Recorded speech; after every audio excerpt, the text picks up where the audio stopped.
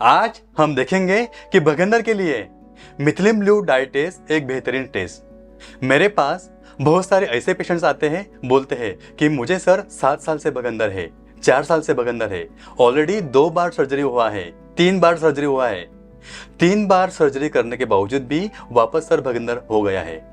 भगंदर ऐसी बीमारी है कि सर्जरी करने के बाद भी वो वापस हो जाती है। तो आज हम देखेंगे कि भगंदर के लिए मिथिलिन ब्लू डाई टेस्ट एक बेहतरीन टेस्ट।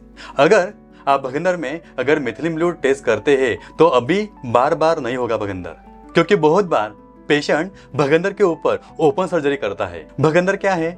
हमारे मल मार्ग के बाजू में एक फोड़ा बनता है, वो फोड़ा फूटता है, उसमें से पस आता है, मवाद आता है और वहां पे एक सुरंग बनती है। इसका जो दूसरा जो ओपनिंग रहता है वो हमारे एनल कैनल में ओपन होता है, जिसे हम इंटरनल ओपनिंग कहते हैं। एमएस सर्जन क्या करते हैं कि ये जो ट्रैक रहता है, ये जो सुरंग रहती है, वो पूरा कटिंग करके निकाल देता है, जिसे हम ओपन सर्जरी कहते हैं या फिस्टुलेक्टोमी कहते हैं।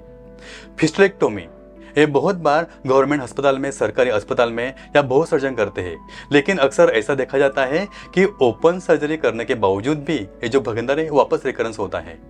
कोई धागे वाला ट्रीटमेंट करता है, लेकिन आपको ना तो ओपन सर्जरी करना है ना तो धागे वाला ट्रीटमेंट करना है। मैं भगंदर में हमेशा बोलता हूँ कि अगर आपको भगंदर में अगर लेजर ट्रीटमेंट करना रहेगा या कोई भी ट्रीटमेंट करना रहेगा तो उसके पहला आपको एक MRI फिस्टुलोग्राम करना रहेगा, क्योंकि अगर आपको भगंदर है और आप MRI अगर नहीं निकालते हैं तो ऑपरेशन करने के बावजूद भी वो रिकरेंस होता है। क्योंकि MRI फिस्टुलोग्राम में क्या समझता है? MRI में आपको ये समझता है कि आपका ये जो भगंदर है एक कहाँ तक फैला है। यानी इसमें 2 टाइप का फिस्टुला रहता है, एक रहता है सिंपल फिस्टुला, एक रहता है कॉम्प्लेक्स फिस्टुला। सिंपल फिस्टुला यानी क्या? सिंपल रहता है, सिंगल ट्रैक रहता है, 1 centimetre, 2 centimetre, 3 centimetre single track रहता है। कॉम्प्लेक्स फिस्टुला यानी क्या कि मल्टीपल ट्रैक रहते हैं। अक्सर ऐसा होता है कि भगंदर में मल्टीपल ट्रैक्स रहते हैं, और अगर मल्टीपल ट्रैक्स है यानी बाहर से अगर 2 या 3 एक्सटर्नल ओपनिंग है, जिसे हम कॉम्प्लेक्स फिस्टुला कहा जाता है। मैं हमेशा बोलता हूँ कि अगर आपको सिंपल फिस्टुला है तब भी आपको MRI करना है, या आपको कॉम्प्लेक्स फिस्टुला है तब भी आपको एक अच्छी जगह से यानी अच्छा मशीन से आपको MRI फिस्टुलोग्राम का रिपोर्ट करना है। बहुत सर्जन MRI फिस्टुलोग्राम नहीं निकालते, क्योंकि ये जो टेस्ट रहता है वो थोड़ा महंगा रहता है। तकरीबन 7,000 to 8,000 इसका कॉस्ट आता है MRI फिस्टुलोग्राम का।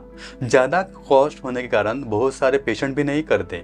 लेकिन अक्सर आपने भगंदर में अगर कोई भी ट्रीटमेंट करने का पहला अगर आपने MRI फिस्टुलोग्राम नहीं किया तो ट्रीटमेंट करते वक्त अगर एक आध ब्रांच अगर छूट जाती है तो वापस 6 महीने के बाद, 1 साल के बाद आपको वापस वो ट्रैक बढ़ता है और वापस रिकरेंस हो जाता है। मेरा एक YouTube के ऊपर वीडियो है कि अगर आपने भगंदर में यानी फिस्टुला में अगर MRI फिस्टुलोग्राम नहीं किया तो आपको पछताना पड़ेगा, क्योंकि बहुत बार ऐसे पेशेंट्स आते हैं मेरे पास 2-2 बार, 3-3 बार सर्जरी करने के बावजूद भी वो मेरे पास आते हैं, उनको वापस रिकरेंस हो जाता है, तो उन्होंने MRI फिस्टुलोग्राम नहीं किया रहता है। इसकी वजह से मैं हमेशा बोलता हूँ कि आपको MRI फिस्टुलोग्राम करना ही है। अभी सबसे इम्पोर्टेंट, अगर आपने ये जो MRI फिस्टुलोग्राम है अगर कितने भी अच्छी मशीन पे किया तो ये जो MRI का मशीन रहता है, जो फिस्टुलस ट्रैक रहता है, वो तकरीबन 85%, 90% या 92% वो जो ट्रैक डिटेक्ट करती है। अगर बारीक बारीक ट्रैक है भगंदर का तो वो बारीक बारीक ट्रैक MRI फिस्टुलोग्राम में नहीं आता है। तो अभी आप बोलोगे कि सर MRI में आपने किया, अगर वो बारीक बारीक ट्रैक अगर नहीं डिटेक्ट किया मशीन ने तो वापस 6 महीने के बाद, 1-2 साल के बाद वापस रिकरेंस हो जाएगा। तो वैसा हो सकता है। लेकिन अभी हम क्या करते हैं इस सिचुएशन में कि आपने अगर MRI किया, MRI में 2 ट्रैक आया, तो हम क्या करते हैं, जब भी लेजर ट्रीटमेंट करते हैं तो वहाँ पे सुन किया जाता है पेशेंट को, वो जगह को।